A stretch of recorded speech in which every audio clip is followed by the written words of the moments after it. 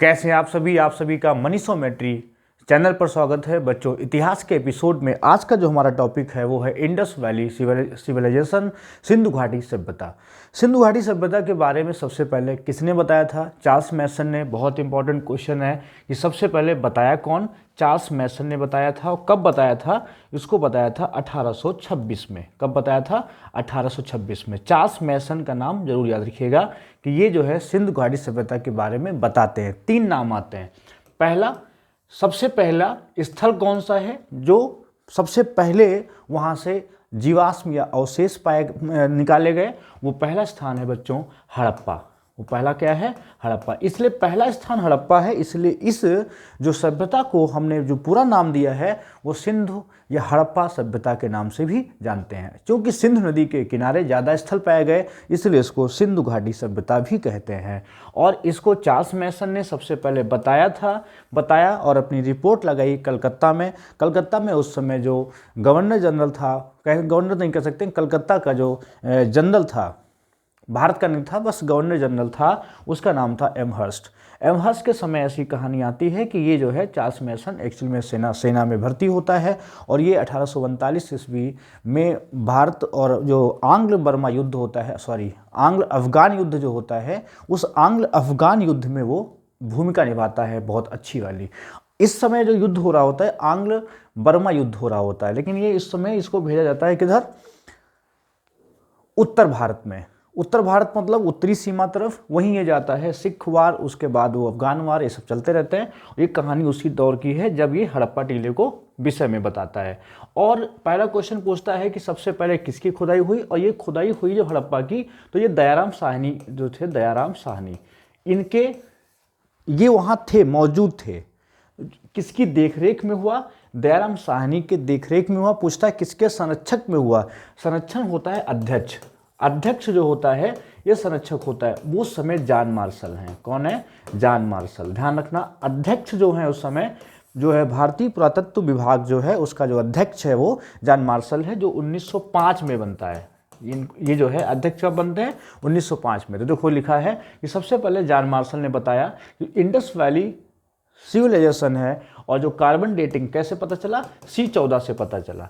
तो carbon dating से पता चला कि ये 2300 BC से 1750 BC के आसपास की ये बात होती है। यह सभ्यता मेसोपोटामिया तथा मिस्र की सभ्यता के समकालीन थी। क्वेश्चन ये भी पूछता है कि सिंधु घाटी सभ्यता किस सभ्यता के समकालीन थी?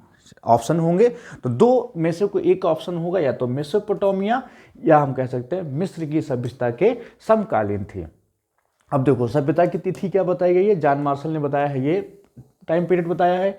अर्नस्ट मैके ने ये बताया है। माधव स्वरूप ने ये बताया है 3500 से 2500। गैन ने 2350 से 1750। मार्टिमर ह्यूलर ने 2500 से 1700 ईस्वी पूर्व बताया। और फेयर सर्विस क्या बताया? ये सब फर्जी हैं, खाली जॉन मार्शल को याद रखना। इसी का पेपर में ज़्यादा पूछता है नाम, जॉन मार्शल, है ना। 1905 में ये भारतीय पुरातत्व विभाग के अध्यक्ष बनते हैं।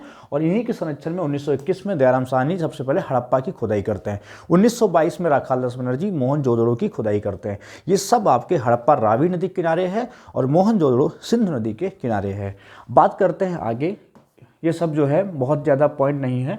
जनरल कनिंघम ने पहली बार हड़प्पा टीले से अवशेष, अवशेष कौन प्राप्त किया, ये भी क्वेश्चन पूछता है। सबसे पहले जो अवशेष प्राप्त किया वहाँ से अवशेष प्राप्त करने वाला वो व्यक्ति है अलेक्जेंडर कनिंघम। ध्यान रखिएगा, 4 नाम है, कंफ्यूज मत होइएगा।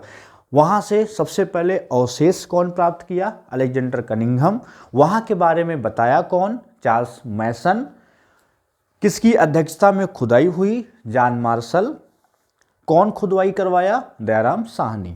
बस उनके देखरेख में। संरक्षक अलग होता है, देखरेख करने वाला अलग होता है। तो देखरेख में कौन है? दयाराम साहनी है। वहाँ पर उनके नेतृत्व में होता है। कमेटी के मेंबर के जो मेन हेड हैं वो हैं तुम्हारे दयाराम साहनी। लेकिन उस पूरे डिपार्टमेंट का जो हेड है उस समय वो है तुम्हारा जॉन मार्शल। लेकिन उससे पहले कौन था? अलेक्जेंडर कनिंघम, जो भारतीय पुरातत्व विभाग में अध्यक्ष बनते हैं 1871 ईस्वी में, है ना। तो आगे बोलता है सवाल, आगे और सुन लो। 1921 में हड़प्पा टीले का उत्खनन कराया गया। इसमें उनका सहयोग माधव स्वरूप वत्स ने किया था। ये जो माधव स्वरूप वत्स हैं इन्होंने इनका सहयोग किया था। राखालदास बनर्जी ने 1922 में मोहनजोदड़ो टीले का उत्खनन कराया। इस युग में कांसे के बने औजारों का प्रयोग होता था, इसलिए इसे कांस्य युगीन सभ्यता भी कहते हैं। कौन सी सभ्यता कहते हैं? ये हम कांस्य युगीन सभ्यता कहते हैं। जल्दी से याद कर लो, कौन सभ्यता है? सिंधु घाटी सभ्यता कांस्य युगीन है। अब कहता है अवशेष कहाँ कहाँ से मिले हैं? पाकिस्तान, पंजाब, सिंध और बलूचिस्तान। भारत में पंजाब, गुजरात, हरियाणा, उत्तर प्रदेश, जम्मू कश्मीर और महाराष्ट्र। इस सभ्यता का विस्तार उत्तर में जम्मू से लेकर दक्षिण में नर्मदा के मुहाने तक है और पश्चिम में बलूचिस्तान से लेकर के मकरान समुद्र तक के लेवल उत्तर पूर्व में मेरठ तक विस्तृत है। ये सब पढ़ना आप। इसका संपूर्ण क्षेत्रफल त्रिभुजाकार है। ये भी आपसे पूछ सकता है इसकी आकृति कैसी है, तो संपूर्ण जो है इस तरह आकृति है, त्रिभुजाकार है। अगर हमसे बात करें कि संपूर्ण आकृति कैसी है, त्रिभुजाकार है। और उस त्रिभुजाकार में अगर मान लो हमसे कहता है कि ऐसे ये बताओ कौन सा इसका ये पॉइंट है, ईस्ट मतलब जो है नॉर्थ, साउथ, ईस्ट और वेस्ट, कौन से पॉइंट हैं ऐसे। तो कभी कभी पूछता है इसका जो उत्तरी हिस्सा है उत्तर में, तो उत्तर में जो है मांडा है। उत्तर में कौन सा है? मांडा है। मांडा किस नदी किनारे है? चिनाब। ये चिनाब नदी के किनारे है। चिनाब नदी के किनारे, इसको फटाफट याद करो, किनारे है। सबसे उत्तरी स्थल कौन सा है? मांडा। तुमसे पूछे दक्षिण में कौन सा है, तो दक्षिण में है दैमाबाद। ये कौन सा है? दैमाबाद है दक्षिण में। ये नदी कौन सी है? ये प्रवरा नदी है। कौन सी है? प्रवरा। ये सहायक किसकी है? ये तुम्हारी गोदावरी की सहायक नदी है, या नर्मदा की कह सकते हो, नर्मदा की सहायक नदी है। नर्मदा की सहायक नदी है। नर्मदा कौन नदी है? जो उत्तर से पूर्व से पश्चिम की ओर बहती है ना। तो दक्षिण में कौन सा है? दैमाबाद। दैमाबाद कहाँ है? महाराष्ट्र में है। महाराष्ट्र है ना ये। और ये चिनाब नदी कहाँ है? तुम्हारा जम्मू कश्मीर में है, जो हिमाचल प्रदेश से निकलती हुई बहती है आगे। हिमाचल प्रदेश से निकलती है कौन नदी? चिनाब। चंद्रा और भागा, दो जो इसके सिरे हैं नदियों के, दो आती हैं, चंद्रा भागा और फिर चिनाब हो जाती है। इसका पुराना नाम कौन है? अस्कनी है। इसका नाम क्या है पुराना? अस्कनी है। अस्कनी, इसको याद रखिएगा। और पूर्व में जो इसका स्थल है बच्चों, पूर्व में स्थल जो है वो हिंडन है। हिंडन नदी किनारे कौन सा है? ये मेरठ में है। कहाँ है? मेरठ में। और मेरठ में कौन सा स्थल है? आलमगीरपुर। आलमगीरपुर, इसको याद रखिए, आलमगीरपुर। ये कौन सा स्थल है? ये पूर्वी स्थल है, आलमगीरपुर। कहाँ है? मेरठ में है। और नदी कौन सी? हिंडन नदी है। वही सहायक किसकी है? यमुना की सहायक नदी है। ये यमुना की सहायक नदी है कौन? हिंडन। अगर बात करते हैं पश्चिम में, तो पश्चिम तुम्हारा पड़ता है तुम्हारा सुतकांगडोर। सुतकांगडोर, सुतकांगडोर। तो ये सुतकांगडोर ये तुम्हारा जो है दास्क नदी के किनारे पड़ता है। कौन सी? दास्क नदी। तो कितने पॉइंट बने? फिर से याद करो, कितने पॉइंट बने? 4 बनाओ। ऐसे, इस तरह बना लो, ऐसे और ऐसे बना लो। तो ये कौन सा पहले है? ये तुम्हारा आलमगीरपुर। ये कौन सा है? आलमगीरपुर। आलमगीरपुर। यहाँ कौन है? दैमाबाद। दैमाबाद। पश्चिमी कौन सा है? ये पश्चिम। ये ईस्ट है, ये वेस्ट है, ये नॉर्थ है, ये साउथ है। यहाँ कौन है? यहाँ है तुम्हारा सुतकांगडोर। सुतकांगडोर, ये सुतकांगडोर। और यहाँ कौन सा ऊपर है? मांडा। यहाँ कौन सा है?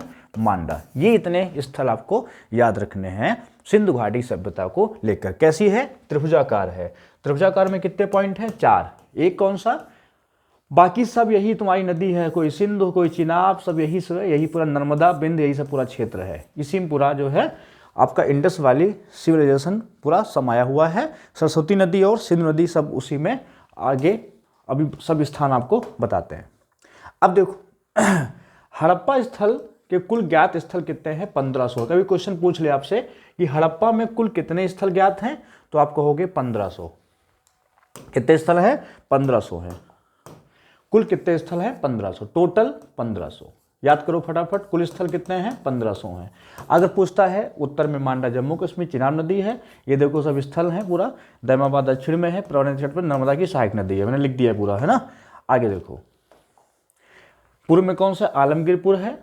ये यहाँ से तुम्हारा देखो 1550 किलोमीटर भी है, यहाँ से 1400 किलोमीटर है। ऊपर मांडा है, ये ऐसे बना हुआ है पूरा सिस्टम।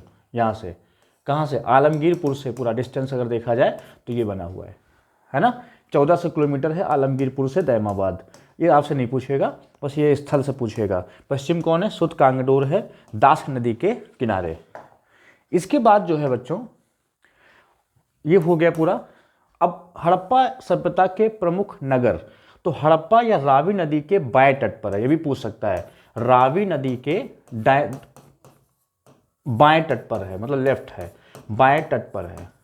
मतलब अगर रावी नदी ऐसे गई है तो इधर से बायां कौन है? बायां इधर, ये है बायां, तो इधर है, रावी के लेफ्ट है, क्योंकि ऐसे गई नदी। कहाँ से निकली रावी नदी? रावी निकली है, ये भी हिमाचल प्रदेश से निकली है। हिमाचल प्रदेश से रावी नदी निकली हुई है, जिसका पुराना नाम है पुरुषणी नदी, पुरुषणी, है ना, रावी। इसी के नदी के तट पर हमारा जो युद्ध हुआ था, दसराज युग, दसराग युद्ध, ये दसराग युद्ध, जो राजा सुदास और 10 जनों के बीच में हुआ था, वो युद्ध हुआ था रावी नदी, मतलब पुरुषणी नदी के तट पर, है ना, ये रावी नदी है भाई। दसराग युद्ध पूछे, दसराग मतलब वैदिक काल की बात करें तो 10 राजा और राजा सुदास के बीच में हुआ था। 10 कबीले थे, उसमें राजा सुदास की विजय हो गई थी। और वो कौन नदी है? रावी नदी है। कौन सी? पुरुषरणी नदी, पुरुषरणी नदी। ऐसे याद रखिएगा, 2 चीज़ें हैं। पहला, हड़प्पा इसके बाएं तट पर है। अब जो है पाकिस्तान के मोंट मोंगरी जिला में पड़ता है। इसकी खुदाई दयाराम साहनी ने 1920-21 में की। उसके बाद 1933-34 में माधव स्वरूप वस्त ने। पहले देखो इसकी खुदाई 1920 से 21 होती है। कौन करता है? दयाराम साहनी करते हैं, के द्वारा होती है, दयाराम साहनी करवाते हैं।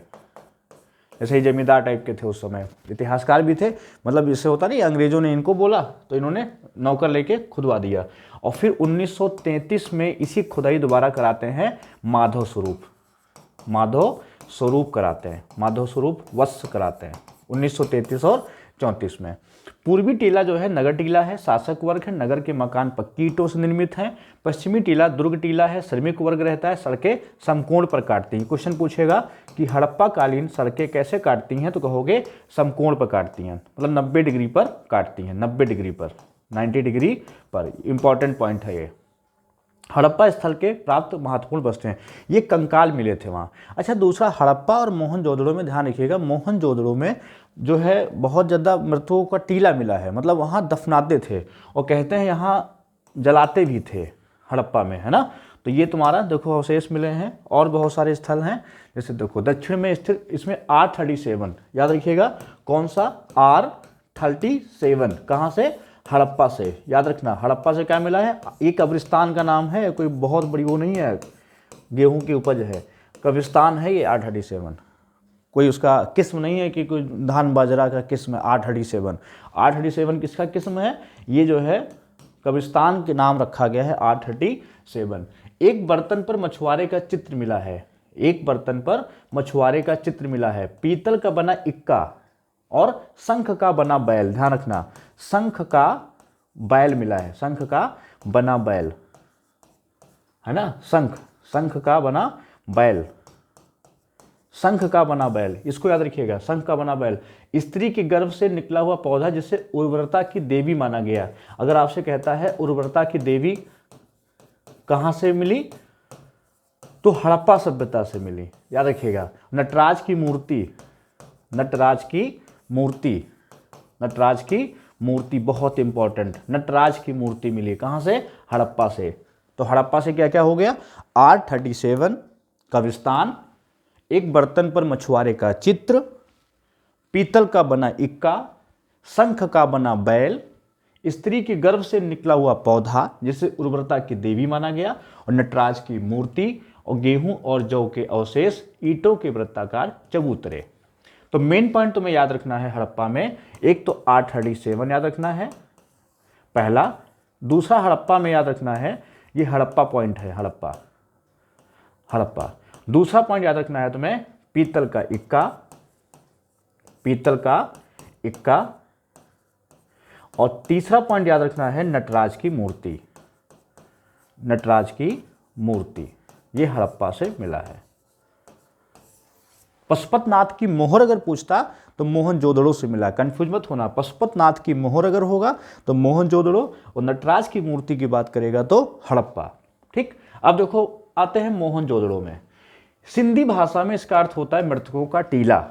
जो मोहनजोदड़ो की बात है उसको हम बोलते हैं मृतकों का टीला। किसमें?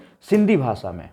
मतलब मृतकों का टीला, मृतकों का टीला इधर लिख देते हैं।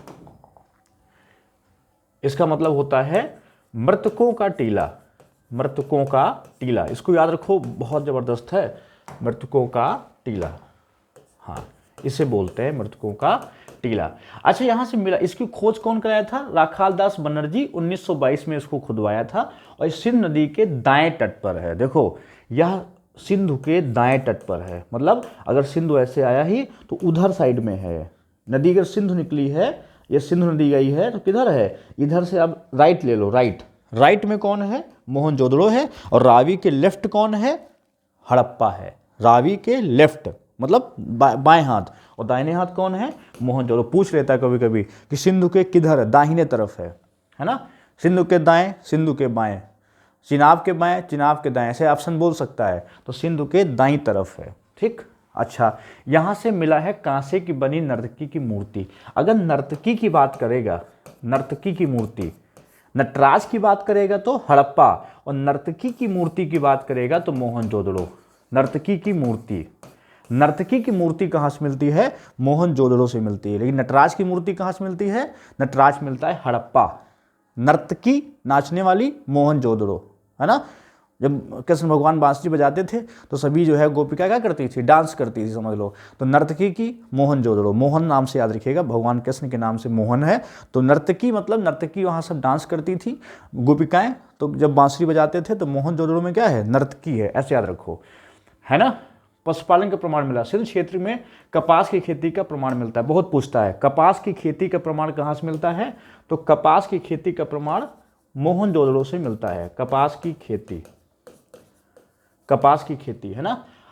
और यहां से सीप का बना एक मापदंड मिला है, योगी की मूर्ति मिली है, और मुद्रा पर अंकित पशुपतनाथ की मूर्ति बहुत पूछता है। पशुपतनाथ की चित्रित मोहर ये देखो दी हुई है। इसमें एक कौन कौन है? देखो, एक वृषभ है, वृषभ मतलब बैल, एक वृषभ है और गैंडा है। तो अभी पूछ सकता है गैंडा किधर है? दाहिने तरफ है। इधर कौन है? गैंडा है और बैल है। इधर हाथी है और बाघ है, हाथी है और बाघ है। तो बाएं तरफ कौन है? हाथी और बाघ। दाहिने तरफ कौन बना है? गैंडा और वृषभ, और नीचे दो हिरन। नीचे क्या है? दो हिरन। इतनी चीजें बनी है पशुपतनाथ की मोहर पर। गैंडा, गैंडा, वृषभ मतलब बैल, वृषभ मतलब बैल, पैरों के पास दो हिरन। ध्यान रखिएगा। तो फिर याद रखिएगा, बाएं तरफ कौन है? देखो उधर, दाहिने तरफ कौन है मोहर के? गैंडा और वृषभ। बाएं तरफ कौन है? हाथी और बाघ, और हिरन दो बने हैं। अन्नागार मिला है, बृहद स्नानागार मिला है ना? पूछेगा बृहद स्नानागार कहाँ से मिला है? मैं इसका पीडीएफ आपको भेज दूंगा, आप जो है टेलीग्राम पे मिल जाएगा। मनीषोमेट्री के नाम से है, टेलीग्राम है MMM एजुकेशनल हब के नाम से, और हमारा जो है ये वेबसाइट MMMeducationalhub.co.in है, उस पर हम पीडीएफ आपको मिल जाएगा, या वीडियो में ही मैं नीचे लगा दूंगा इसका डिस्क्रिप्शन में लिंक जो होगा इसका। अच्छा, फिर आता है चन्हूदड़ो। फिर क्या आता है? फिर आता है चन्हूदड़ो। यह मोहनजोदड़ो से 130 किलोमीटर दूर है, दक्षिण पूर्व है। मतलब जो चन्हूदड़ो है, जो स्थल है, ये सिंधु नदी के ही पास है और मोहनजोदड़ो से 130 किलोमीटर दूर है। इसकी खोज 1931 में MG मजूमदार ने किया था। तो चन्हूदड़ो की खोज कौन किया था? जल्दी याद करो, MG मजूमदार। कौन किया था? MG मजूमदार ने किया था। 1935-36 में यहाँ से इसकी खुदाई हुई। ये झूकर और झांगर संस्कृति के अवशेष मिले। एक औषधि केंद्र था जहाँ से मनका बनाने का कारखाना मिला है। तो मनका का कारखाना कहाँ मिला है? चन्हूदड़ो में। मनका बनाने का कारखाना कहाँ मिला है? चन्हूदड़ो में। ठीक, याद रखिएगा। अब देखो, ये है तुम्हारा, ये चन्हूदड़ो से प्राप्त जार, ये जार है। ये जो जार मिला है, ये जार कहाँ से मिला है? ये जार मिला है चन्हूदड़ो से। ये सब देखो बने हुए हैं। कुत्ते के बिल्ली का पीछा करते हुए पदचिन्ह पूछेगा क्वेश्चन। कुत्ते का बिल्ली का, कुत्ता जो है बिल्ली का पीछा कर रहा है। किसका पीछा कर रहा है? बिल्ली का। तो चन्हूदड़ो चारों तरफ दौड़ा दिया, ऐसे याद रखो, चन्हूदड़ो चारों तरफ दौड़ा दिया। जब कुत्ता दौड़ाता है तो बिल्ली चारों तरफ दौड़ती है, तो ऐसे याद रहेगा, बिल्ली चारों तरफ दौड़ रही है तो कुत्ता बिल्ली को दौड़ाएगा तो चारों तरफ दौड़ेगी, मतलब चन्हूदड़ो। चन्हूदड़ो, ऐसे याद रहेगा। लिपस्टिक यहाँ बनाने का कारखाना मिला है। एक ऐसा प्रस्थल है जहाँ से वक्राकार ईंटें मिली हैं। पूछेगा वक्राकार ईंटें कहाँ से मिली हैं, वक्राकार, तो वक्राकार कहाँ से मिली हैं, चन्हूदड़ो से मिली हैं। तांबे का बना इक्का गाड़ी मिला है। ठीक, फिर अल्लाह दीना या सिंध के पास है, कोई मतलब नहीं है। कोटजी इंपॉर्टेंट है, नदी सिंध नदी के पास है। इसके खोजकर्ता फजल अहमद थे 1953-1954 में। इसको याद रखना, यहाँ से पत्ती का बाड़ाग मिला है, गर्तावास मिले, ये सब आपसे कोटजी पूछ सकता है। सुतकांगडोर या दास्क नदी के किनारे स्थित है। इसकी खोज ऑरल स्टाइन ने किया था 1927 में। यह सबसे पश्चिमी स्थल है सुतकांगडोर, है ना। यहाँ से राख का भरा बर्तन मिला है, तांबे की कुल्हाड़ी मिली है, मिट्टी से बनी चूड़ियाँ मिली हैं। आमरी जो स्थल है यह सिंध नदी के तट पर स्थित एक हड़प्पा स्थल है। इसकी खोज एनजी मजुमदार ने की थी। यहाँ से बारहसिंघा के साक्ष्य मिले हैं। ये इंपॉर्टेंट है कि बारहसिंघा के साक्ष्य कहाँ से मिले, बारहसिंघा के साक्ष्य कहाँ से मिले। तो बारहसिंघा के जो साक्ष्य हैं ये तुम्हारे आमरी से मिले हैं। आमरी बहुत इंपॉर्टेंट, आमरी से मिले हैं। तो बारहसिंघा के जो साक्ष्य हैं वो कहाँ से मिले हैं, वो आमरी से मिले हैं, बारहसिंघा के, है ना। अब राखी गढ़ी जो है, राखी गढ़ी सबसे, अगर क्वेश्चन पूछता राखी गढ़ी सबसे बड़ा स्थल है, राखी गढ़ी जो है सबसे बड़ा स्थल है, या घग्गर नदी के किनारे पर हरियाणा राज्य का एक हड़प्पा कालीन पुरास्थल है, जिसकी खोज सूरजभान ने 1968 में की। 1968 में कौन किया, सूरजभान ने किया। सूरजभान याद रखिएगा, सूरजभान ने किया किसकी खोज, राखी गढ़ी की खोज। कहाँ है, घग्गर नदी में। घग्गर नदी कौन सी है, घग्गर सरस्वती का अपभ्रंश है। घग्गर जो है सरस्वती का क्या है, अपभ्रंश है, घग्गर नदी। ये हड़प्पा कालीन सबसे बड़ा स्थल है। पूछेगा आपसे कि सबसे बड़ा स्थल कौन सा है, तो सबसे बड़ा स्थल राखी गढ़ी है। सबसे बड़ा जो स्थल है वो कौन सा है, वो राखी गढ़ी है। सबसे बड़ा स्थल राखी गढ़ी, इसको याद रखिएगा। सबसे बड़ा स्थल कौन सा है, राखी गढ़ी है ये। चलो अगला देखो, यहाँ से तांबे की कुल्हाड़ी, शंख की चूड़ियाँ, मिट्टी के बर्तन, कुत्ते को मालिक के साथ दफनाने के साक्ष्य मिले हैं। तो राखी गढ़ी से क्या मिला है, कुत्ते को मालिक के साथ दफनाया गया है। कुत्ते को, ये क्वेश्चन पूछेगा, कुत्ते को मालिक के साथ दफनाया गया, कुत्ते को मालिक के साथ। लेकिन जब पाषाण काल की बात करते हैं तो बुर्ज होम है। अगर पाषाण काल की बात करेंगे कि कुत्ते को मानव के साथ दफनाया गया तो कौन सा स्थल है, वो फिर बुर्ज होम है। वो बुर्ज होम कहाँ है बच्चों, वो है जम्मू कश्मीर में। ये बुर्ज होम, या गुफ कराल में जहाँ कुम्हार का घर मिला है, गुफ कराल, ये सब पाषाण कालीन स्थल हैं। लेकिन ये जो सिंधु घाटी सभ्यता का स्थल है वो तुम्हारे कुत्ते को मालिक को दफनाने के साथ साक्ष्य मिला है। वो आपका स्थल कौन सा है, वो है राखी गढ़ी, जो सिंधु घाटी सभ्यता का सबसे बड़ा स्थल है ना। फिर कालीबंगा आता है। कालीबंगा बच्चों, ये कालीबंगा राजस्थान में है। कालीबंगा मतलब काली चूड़ियों वाला कह सकते, कालीबंगा है ना, काली खेती भी कह सकते हो, काले रंग की चूड़ी भी है। देखो काले रंग की चूड़ी, कालीबंगा, काले रंग की चूड़ी इसको याद करो फटाफट। ये राजस्थान के हनुमानगढ़ जिले में घग्गर नदी के तट पर स्थित है। इसकी खोज अमलानंद घोष ने किया था। कौन किया था, जल्दी बताओ, अमलानंद घोष ने किया। अमलानंद घोष ने किया था इसकी खोज। किसकी, कालीबंगा की, अमलानंद घोष ने। याद करो, अमलानंद घोष ने। यहाँ के भवन कच्ची ईंटों के बने हैं। जुते हुए खेत, बहुत पूछता पेपर में कि जुते हुए खेत, जुते हुए खेत, तो जुते हुए खेत कहाँ मिले, जुते हुए खेत कहाँ मिले, कालीबंगा। जुते हुए खेत कहाँ मिले, कालीबंगा। यह नगर समानांतर चतुर्भुज की आकृति में बसा था। यहाँ से शल्य चिकित्सा के साक्ष्य, बहुत इंपॉर्टेंट, शल्य चिकित्सा के साक्ष्य, शल्य चिकित्सा के साक्ष्य मिले हैं यहाँ से। कहाँ से, कालीबंगा से, मतलब शल्य चिकित्सा, ऑपरेशन होते थे यहाँ। यहाँ से बच्चे की खोपड़ी भी मिली है जिसमें 6 छेद हैं। हे भगवान, इससे पता चलता है कि मस्तिष्क शोध की बीमारी का पता लगाया जाता था। मस्तिष्क का शोध भी यहाँ होता था कि मस्तिष्क में क्या क्या दिक्कत हो रही हैं, ऑपरेशन होते थे उस जमाने में। तो राखी कालीबंगा वह स्थल है, और ये कहाँ है, हनुमानगढ़ में है, घग्गर नदी के किनारे, है ना। इसका आता है लोथल। लोथल एक बंदरगाह है गुजरात का। यह गुजरात राज्य के अहमदाबाद जिले में भोगवा नदी के तट पर है। भोगवा नदी, भोगवा नदी कहाँ है, गुजरात में है, याद रखिएगा। इसकी खोज डॉक्टर SR राव ने की थी। यह पश्चिम एशिया का एक प्रमुख बंदरगाह था।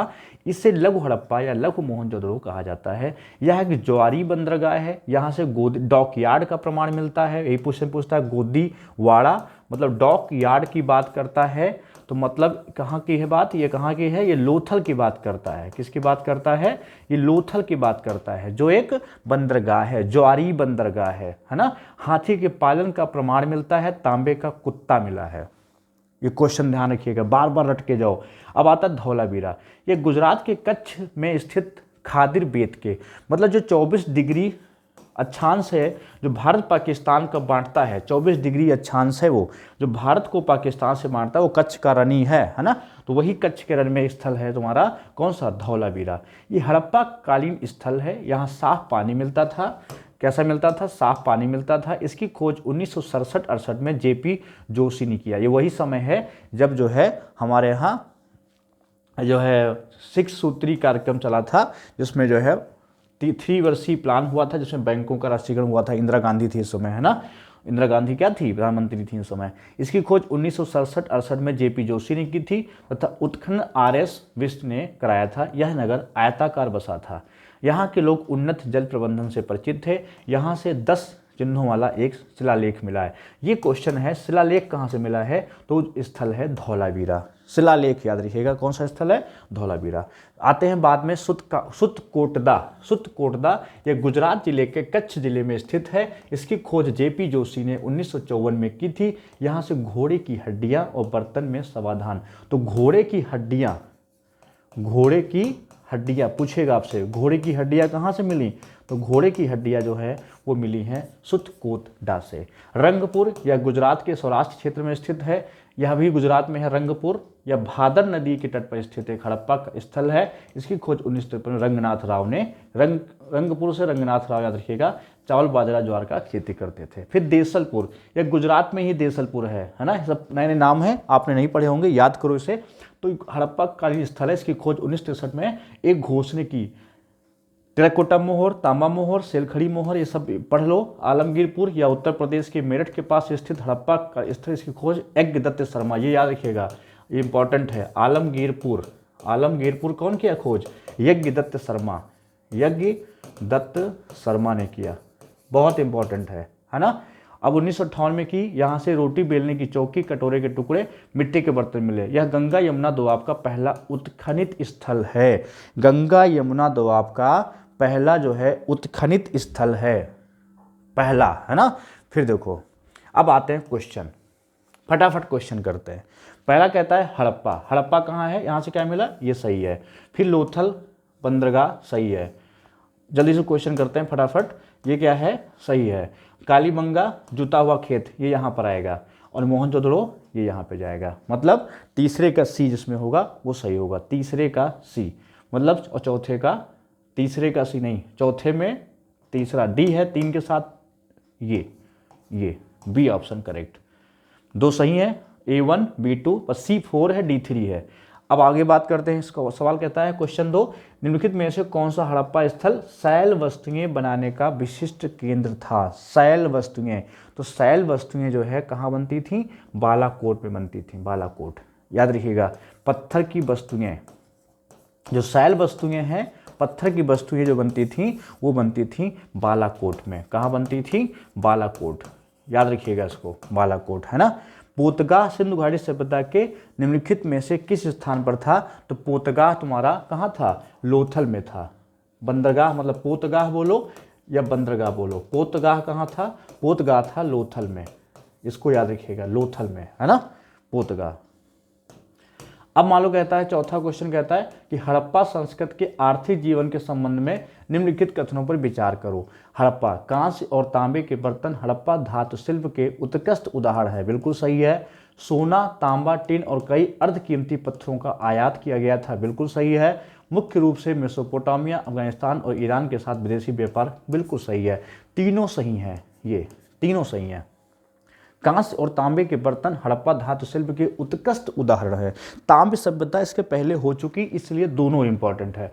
फिर पांचवा देखो, भारत का सबसे बड़ा हड़प्पा कार्यस्थल को सबसे बड़ा कौन सा था? राखी गढ़ी है। सबसे बड़ा कौन सा है?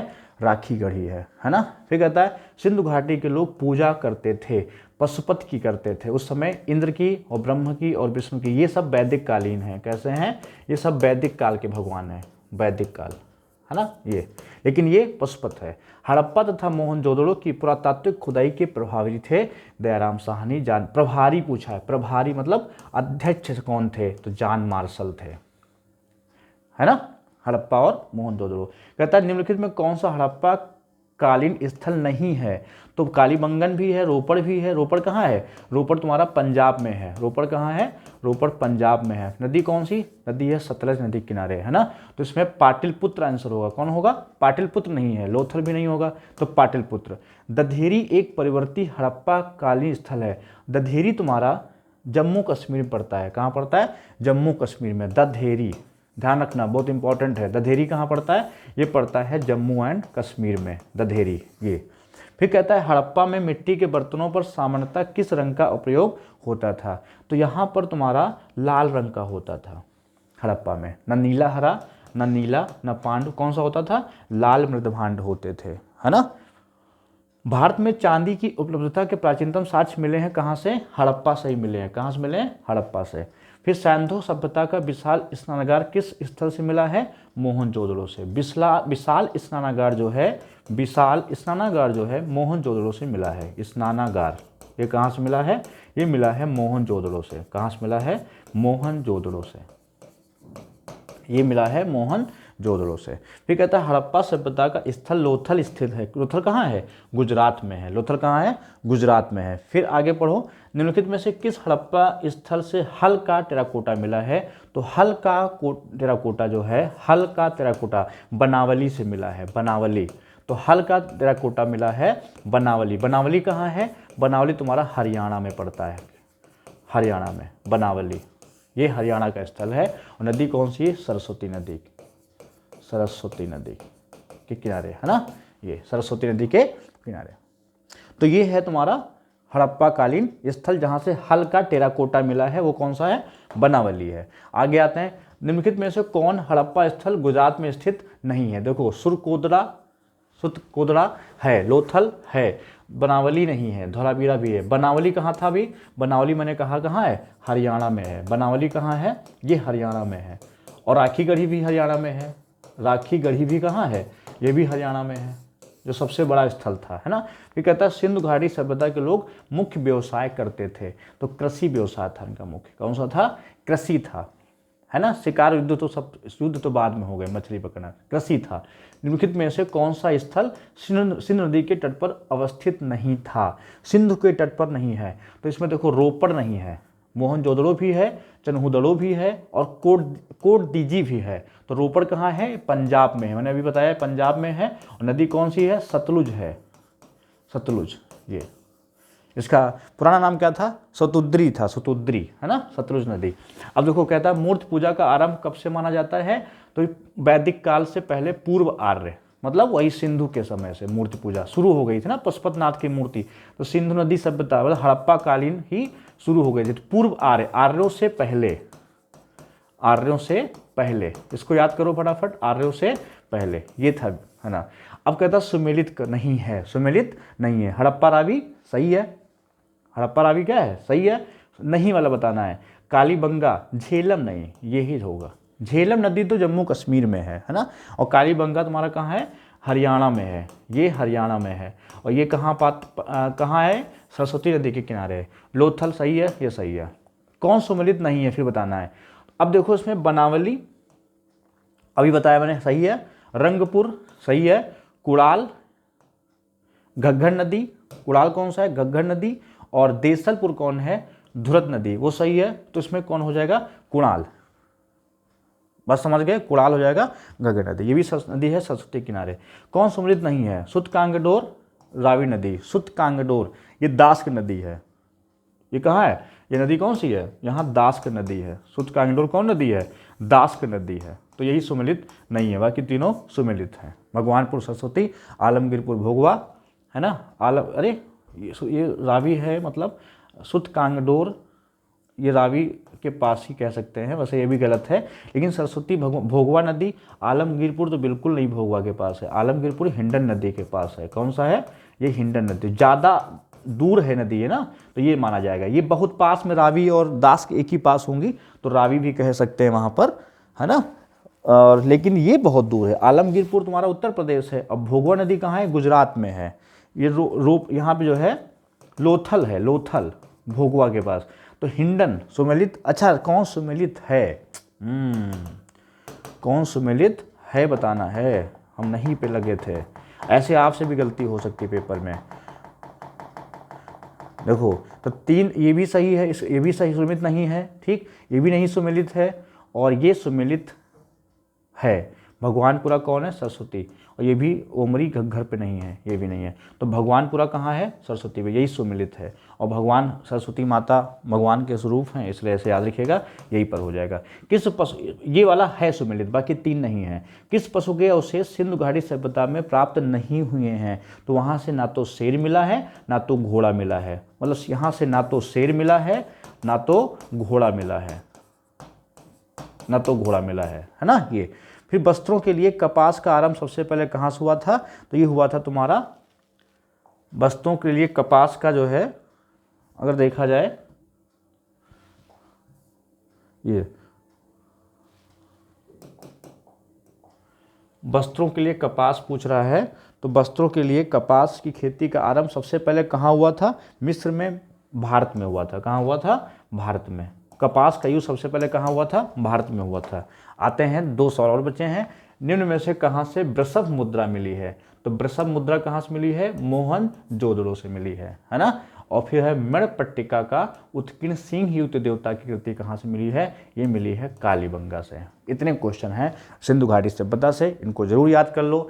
मेरा प्रयास था आपका इतिहास भी अच्छा हो जाए, मैथ्स तो हम पढ़ा ही रहे हैं। धन्यवाद।